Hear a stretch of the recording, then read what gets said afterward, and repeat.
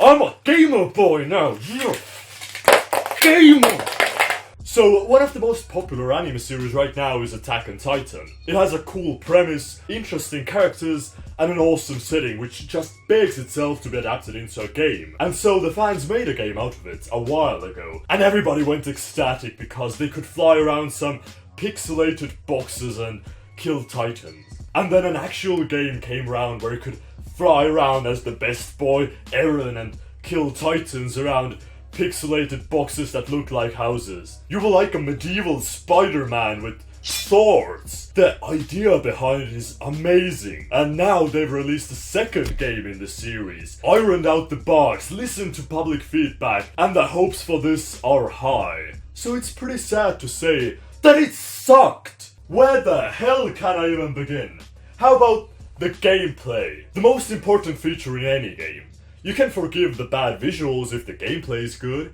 You can forgive a non-existent story if it's at least fun to play. The most meaningful part here is soaring through the sky with your maneuver gear, which is okay at best and pretty clunky at worst. You'll be constantly hitting the walls because you can't really change where you grapple onto because you just hold down one button and the game does everything for you. So you'll be hitting the walls, but there's a mechanic that allows you to go up the walls. The only thing is that the game decides when you should go up the walls and when you should just keep on hitting them. One other problem here is that you're constantly running out of blades and gas, which, okay, it's a part of the original story, nothing lasts forever, and you have to recharge them. The problem here is that they're constantly running out, which means that you can kill like 5 or 10 titans before you have to recharge. And that in itself is pretty annoying because you have to take a rest from the battlefield.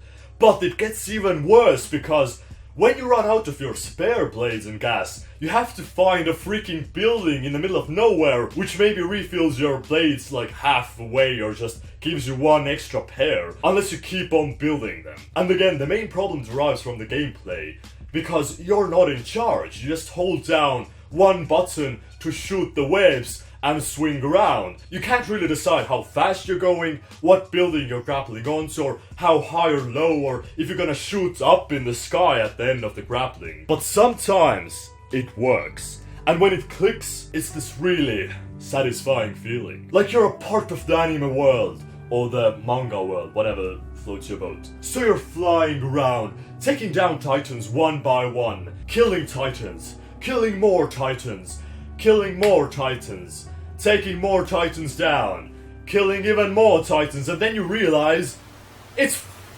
freaking boring. Sure, the first titans were cool to take down because, well, you had to sit through an hour-long tutorial and only could take down wooden titans before they actually let you fight the real ones. But when you do get to the real ones, all you do is grapple their neck area, get near it, slash with your blades. Go back, grapple their neck area, slash with blades. Go back, grapple, slash. That's all for like 20 hours. And most of the time they don't really possess any threat at all. It's pretty commonplace to take down like 20 or 30 titans per mission. But the whole point of the show, the whole thing that made it, was that titans were these incredible beings that are difficult to take down, that you need at least 5 people for. But here it's just like one after another. You're the best titan hunter in the world, just call me Buffy the Titan Slayer.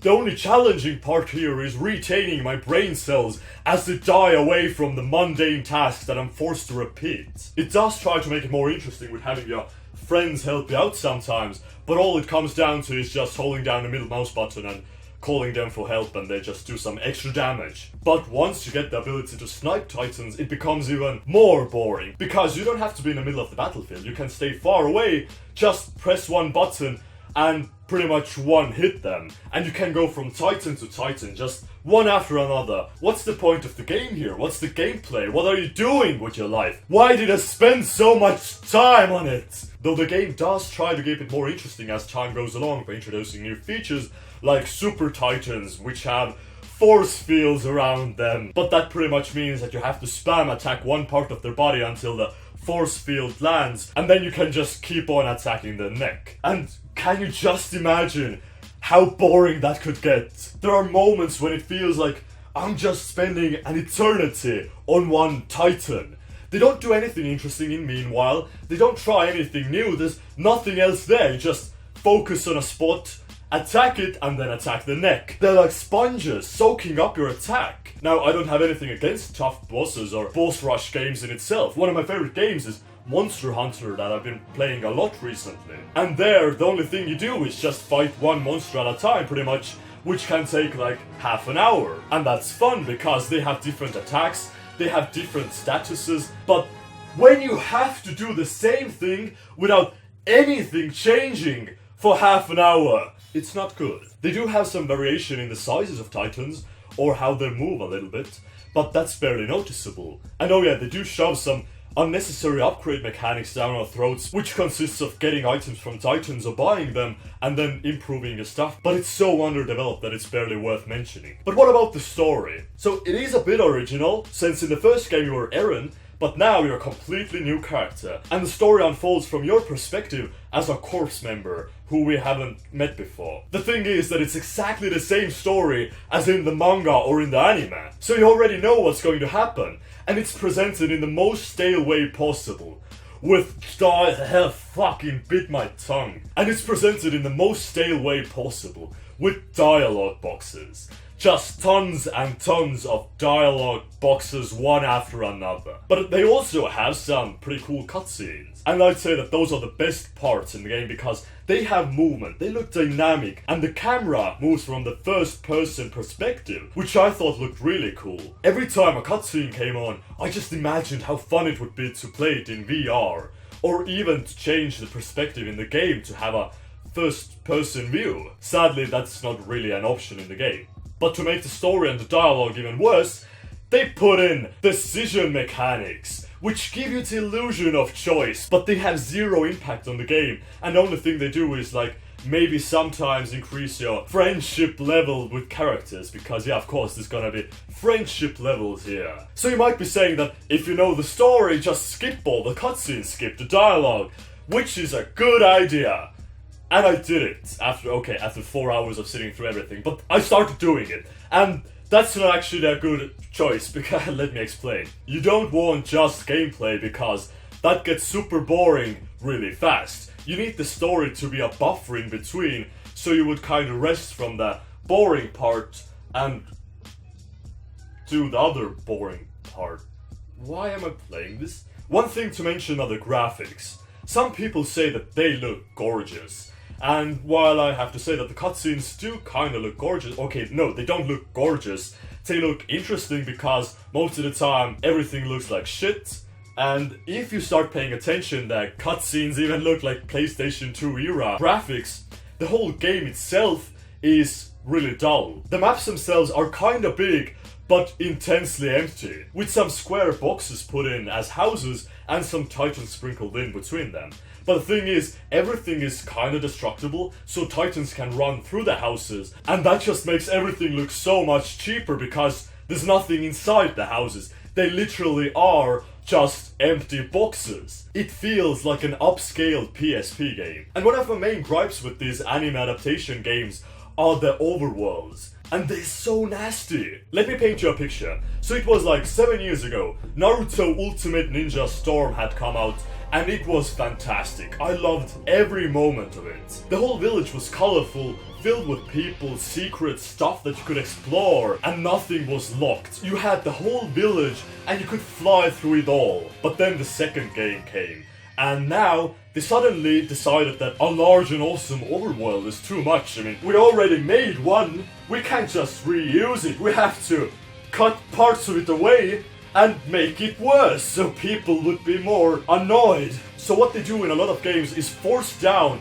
one perspective, like you're monitoring the game through a street camera, and they have these invisible walls everywhere so you can't even move that much, and everything's just this really tightly packed, claustrophobic mess. And Attack on Titan is exactly the same. You want to go to a store? Oh, a loading screen and then a little house. You want to go outside? Okay, well you have like 20 meters to walk and interact with different characters. Screw the whole big city. No, you just have this little area. And there's also so much pointless fluff. They could have focused on certain elements like gameplay, but instead they added random crap to make the game look bigger than it actually is, and distract lesser-minded weebs. Your screen is constantly filled with tutorials and info about stuff that barely matters. friendship mechanics, team mechanics, base building, equipment development, camp sessions, allies, regiment administration, popularity, scout missions, training grounds, etc. They're cramming in tedious stuff there to make it look like it's much more than just talking and killing titans. Talking and killing titans. Talking and killing titans. It did introduce a capturing mechanic midway through, but that's again just pointless fluff. And in the camp it gives you a huge list of titans, so you could collect them all. No, I'm not gonna 100% this crap. But was there anything that I liked about this game? Well, I'd have to say, sure.